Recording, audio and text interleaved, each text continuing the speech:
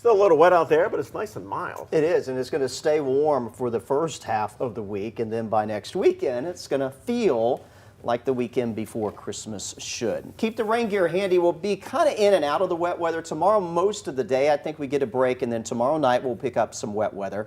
Another round will come through on Wednesday. Notice those temperatures staying mild, 50s in the morning, 60s in the afternoon through midweek. We start to cool a little bit Thursday, Friday. We'll see the temperatures drop a little bit more by the coming weekend. Grace in tomorrow morning, 4:30 a.m. She'll have the latest on what to expect out the door and those rain chances that we'll see through midweek.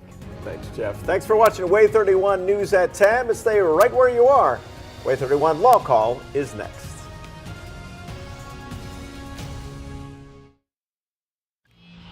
This is WAAY 30.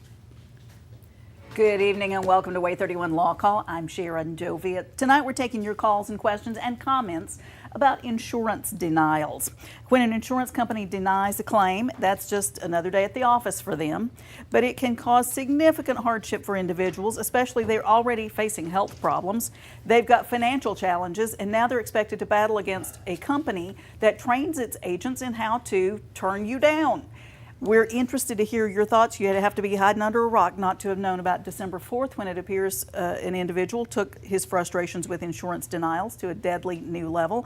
And we'd like to hear your thoughts. We want to dive deeper into the legal details of this tonight. We're going to talk about how and why insurance companies deny so many claims, what's next for the defendant, and most importantly, why people are reacting so strongly to this story.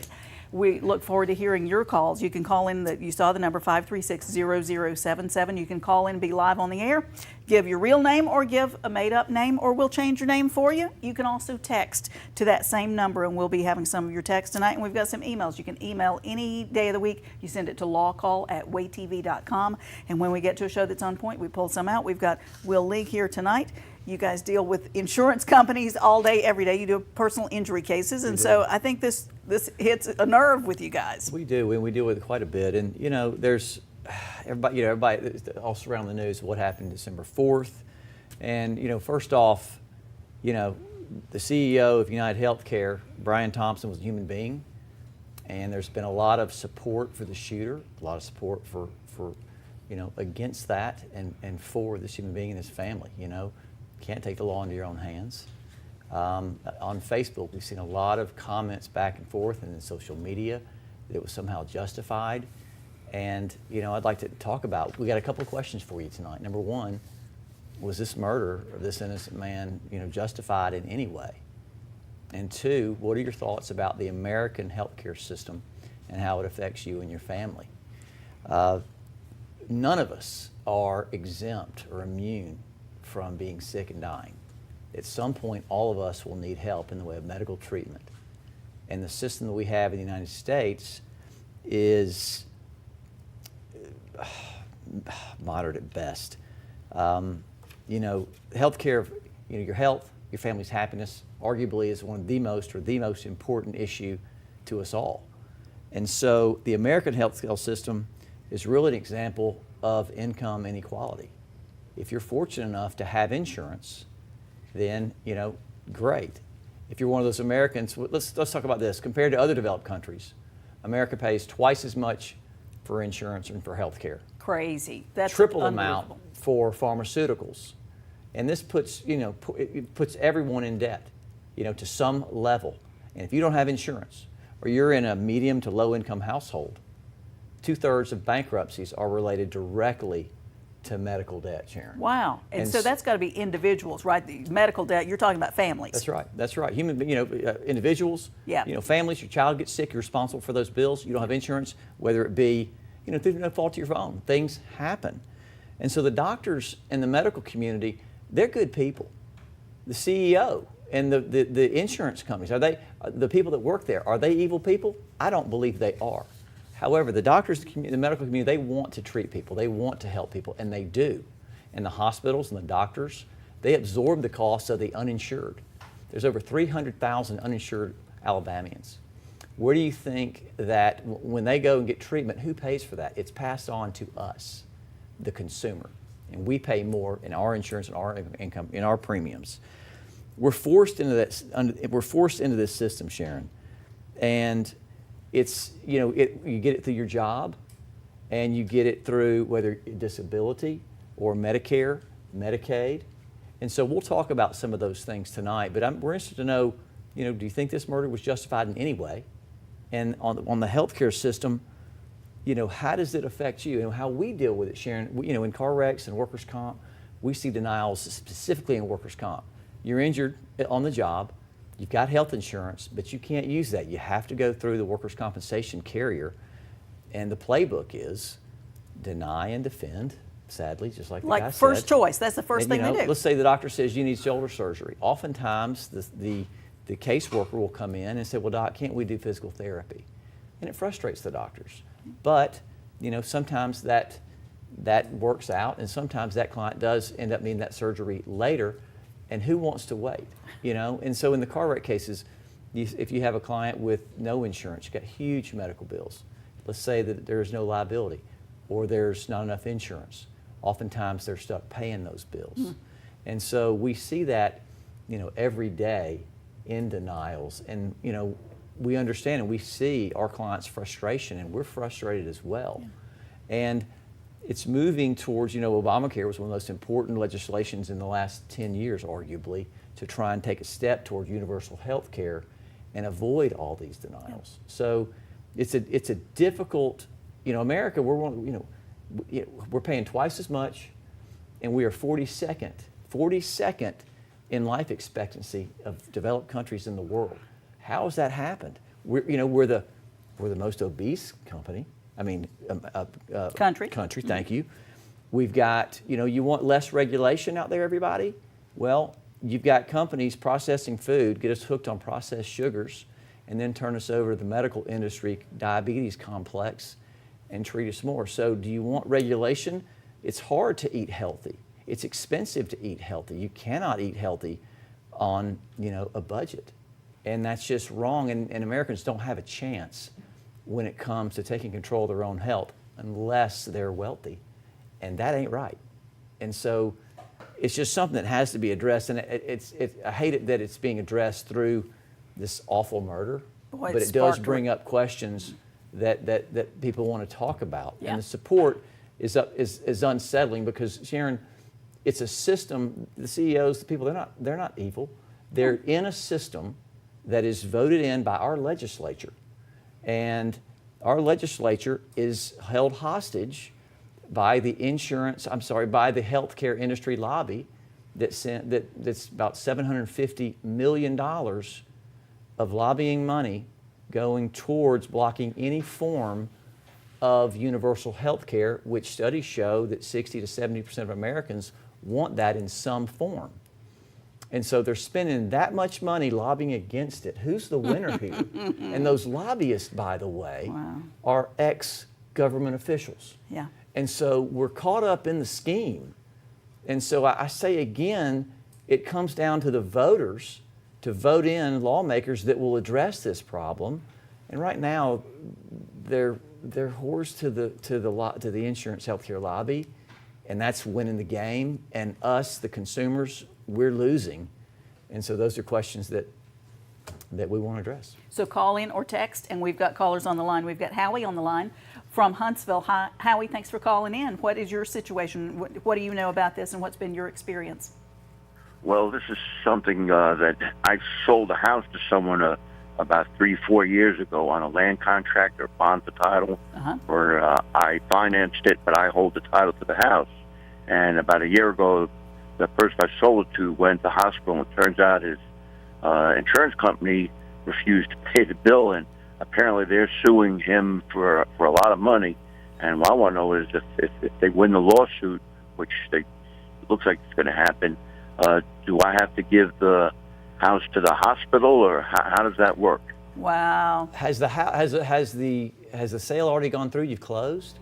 Yeah, this was a few years ago. I sold it a few years ago. I'm financing it as a land contract because I hold the title. The bond for title in Alabama allows that. It's kind of like a mortgage and a deed, but I hold the title in trust. And when they finally pay off the mortgage, pay off the amount of the contract, I'm obligated to, like the contract, deed the house the Right. purchaser. But Well, the purchaser went to the hospital. Right. However, let's assume that the purchaser loses their lawsuit with the hospital. And so the hospitals oftentimes will file a lien. And if they don't recover on that lien, they'll file an action against the consumer or the patient. And those services were rendered. When you go in the hospital, you sign those forms, giving them permission to treat you, and you're agreeing to the prices they charge. And, we took depositions, 1 year, and we found out that there was $4 for a mucus recovery system. And what that turned out to be is a freaking Kleenex. And so $4? Yeah, for a Kleenex. But they called it a mucus recovery system. And so, but back to Howie's question, if the purchaser loses this lawsuit, they cannot, pay for this mortgage. They may have to file bankruptcy. And so, Howie, you may have to foreclose or repossess that home and then sell it to somebody else. It looks like it's going down that road unless the purchaser wins that lawsuit, and we'll see. But it sounds like it's affecting him as well on down the line. Hospitals typically file liens, right? Right. On patients when there's a big bill that's not paid yet? They file liens, and oftentimes there's a law that says they have an automatic lien if you go in on an emergency basis. Okay. And so whether or not you sign those documents or not, there's going to be a lien. You come in unconscious, you wake up, next thing you know, you got $100,000, $200,000 worth of medical bills. And again, the hospital has to recover the money they pay out. I don't begrudge them for that. But the system that we're in with so many uninsured Alabamians, let's talk about our state, with so many uninsured Alabamians, somebody has to pay that bill. The hospital has to do things to collect on those bills until we get some more reasonable laws in force and effect to help the hospitals, to help uninsured families. I mean, we got a lot of low and middle income homes and families that are without coverage, and it's a tragedy, really. We're going to take a break. Call in the 31 Law Call number 536-0077. You can call in. You can also text us to that number.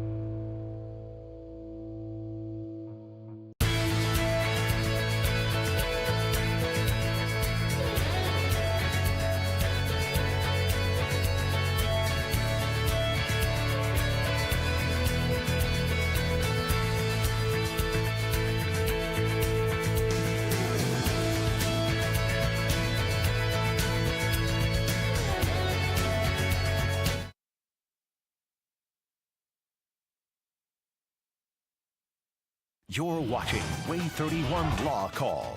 Your rights, your calls, live. Presented by the Tennessee Valley's award-winning personal injury and wrongful death law firm, Timberlake, League & Brooks. Featuring the knowledge and experience of Attorney Michael Timberlake, Attorney Will League, Attorney Heath Brooks, Attorney William Maservi. And hosted by broadcaster and family law attorney Sharon Doviet. This is WAAY 31 Law Call. Welcome back to 31 Law Call. Tonight we're talking about insurance denials in relation to the headlines and the stories about that healthcare executive gunned down. We're talking about insurance denials and how insurance companies work. Will League is here from Timberlake League and Brooks, and they handle personal injury cases, and they deal with insurance companies all the time. You can call in 536-0077. You can also text to that same number, and you can also email us, and we've got an email. So this email came in from Tim. Tim says, my doctor has recommended that I have surgery for a long-standing condition, but the insurance company refuses to pay for it unless I try this other treatment first.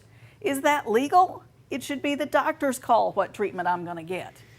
Yeah, that's the typical course. The doctor recommends treatment, insurance company denies it, and says, okay, you got to go to physical therapy or some other type of less invasive modalities, usually cheaper. That's usually, it's about money.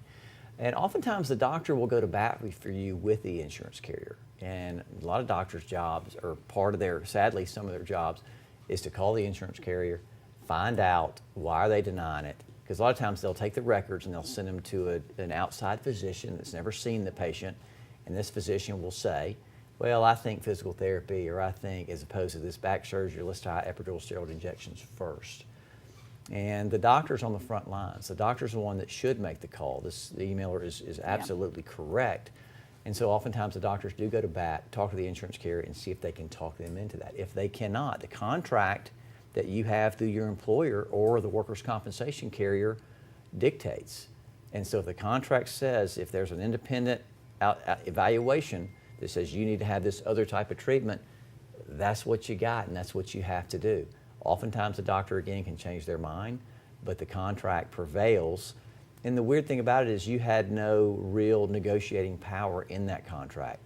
We take a job, we get insurance through our job, we click, was the top, middle, you get those little things. And so you don't have really the negotiating power to enter in that contract, but you're stuck with it. Yeah. And does calling the insurance company ever make a difference? And an individual calling the insurance company, probably not. I mean, they don't I have haven't the heard MD of behind them, so it's difficult. And when we talk about, a lot of people without insurance. Yeah. So we've got, over 300,000 or odd Alabamians that need care. All right.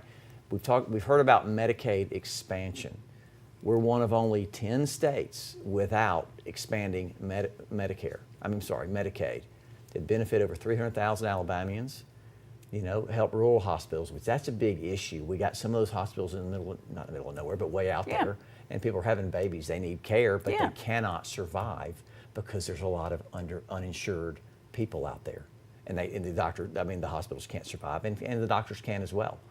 And it helped thousands of veterans through their programs.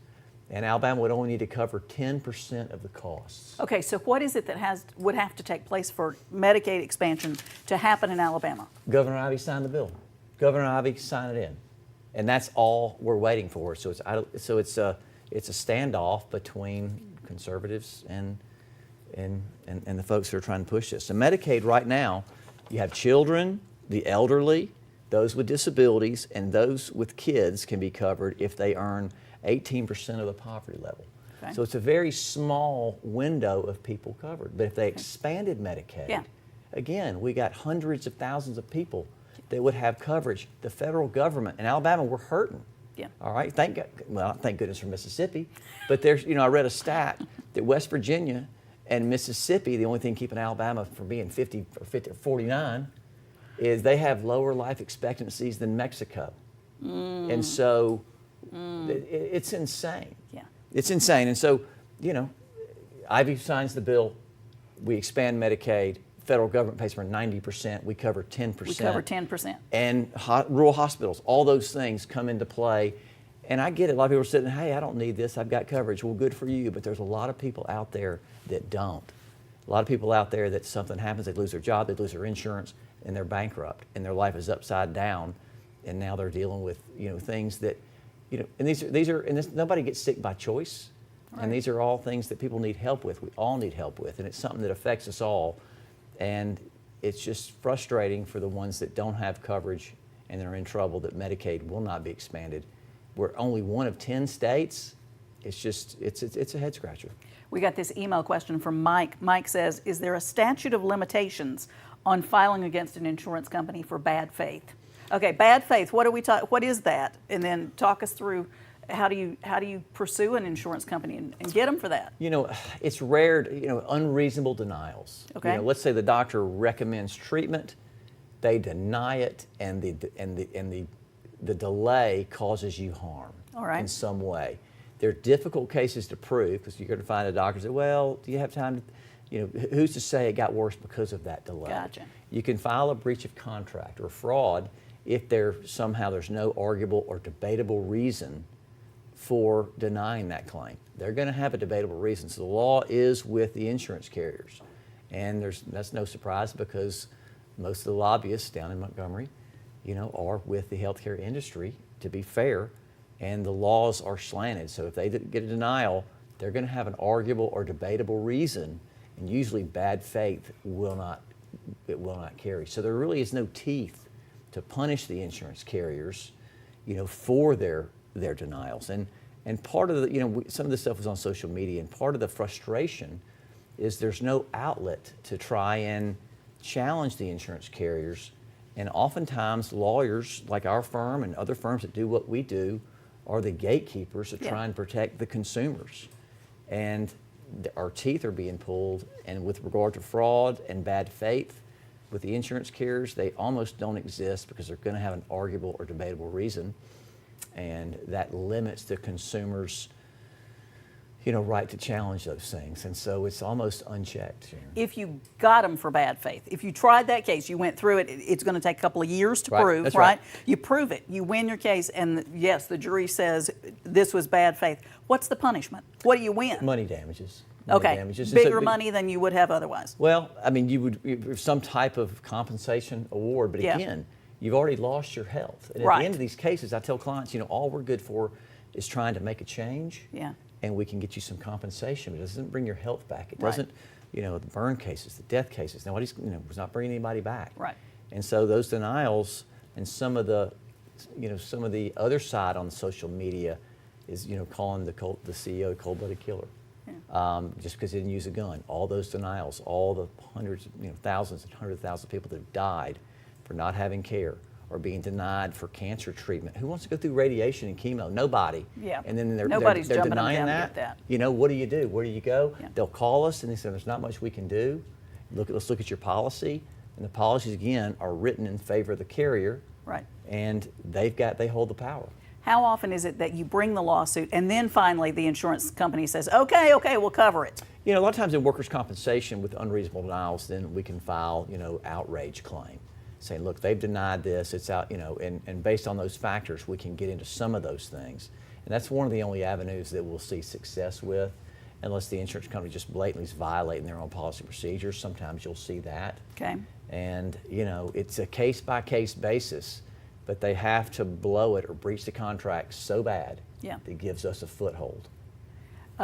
How do you deal with those kind of issues with workers' comp when they don't want to cover something? Well, so again, the workers' compensation, it's, if you're injured on the job and let's say you got Blue Cross Blue Shield, you can't use your Blue Cross Blue Shield. You are then captive through the workers' compensation system. And the doctors, again, they're good folks. They want to try and help people, but they are under a mandate from the insurance carrier is what they can and can't do based on the treatment. I mean, based on the policy. And so usually you'll go to occupational health group, and let's say your shoulder's hanging off and you need a shoulder surgery or you need a neck surgery, and it's clear to most doctors. To everybody but the insurance company. Oftentimes they say, hey, go suck it up and get in physical therapy, and you're hurting yourself worse. But by the time we get that lawsuit filed and the wheels of justice turn slow, it doesn't affect their immediate need to have a life-saving and enjoyment of life surgery to help their physical condition. And some of the most frustrated clients we have are workers' compensation clients. They're not working, they can't get back to work, and they can't get their body fixed so they can go work, take care of their family. And not only is it the physical part, but the emotional part of being able to be the breadwinner for your family, being able to take care of your loved ones. And you take the health away, and you take that feeling of accomplishment away of being able to take care of your loved ones. That's some serious stuff. Yeah. And that affects people. We get clients into counseling, and we try and help them the best way we can. But it's so devastating that it's something that needs to be addressed. And one of the reasons we want to do this show tonight is the murder's tragic, but some of the issues that it brings up with regard to the healthcare system in America, it's broken. We're 42 out of all developed countries in life expectancy. We're the most rich, powerful country in the world. How can that be? And it comes down to the legislature and being held hostage by the lobbyists. We're going to take a break. Be right back talking about insurance denials. Stay with us.